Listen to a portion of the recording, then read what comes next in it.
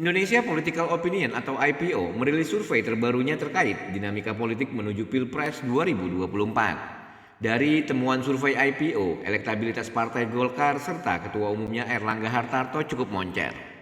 Direktur Eksekutif IPO Deddy Kurniasah menjelaskan, survei terbaru ini terkait evaluasi publik atas penegakan hukum sosial ekonomi dan konstelasi politik 2024. Menurut dia, baik Golkar dan Airlangga tidak terpengaruh oleh berbagai manuver politik jelang Pilpres 2024. Bahkan berdasarkan elektabilitasnya, Airlangga Hartarto mampu unggul dari beberapa ketua umum parpol lainnya sebagai calon presiden 2024. Begitu juga Partai Golkar yang mampu berada di posisi 3 besar setelah PDI Perjuangan dan Gerindra. Deddy Kurniasah melanjutkan bahwa survei ini sendiri digelar pada tanggal 19 sampai 24 Oktober lalu. Deddy menyampaikan dari hasil survei IPO, Partai Golkar berada di urutan ketiga dengan meraih dukungan 9,3%. Angka elektabilitas yang diraih Golkar itu saat responden diajukan pertanyaan sebagai berikut. Jika hari ini diselenggarakan pemilu, anggota DPR RI partai atau dari partai mana yang akan Bapak dan Ibu pilih?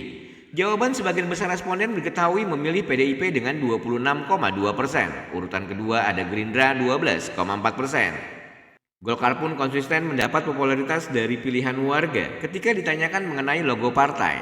Hasilnya 91,3% warga yang ditanyakan mengenai logo beringin mengetahui bahwa itu adalah logo Partai Golkar. Gerindra 94,7% dan PDIP dengan 96,5%. Lebih lanjut, dia menambahkan dari sisi elektabilitas bakal Capres 2024, Ketum Golkar Airlangga Hartarto meraih 4,6%.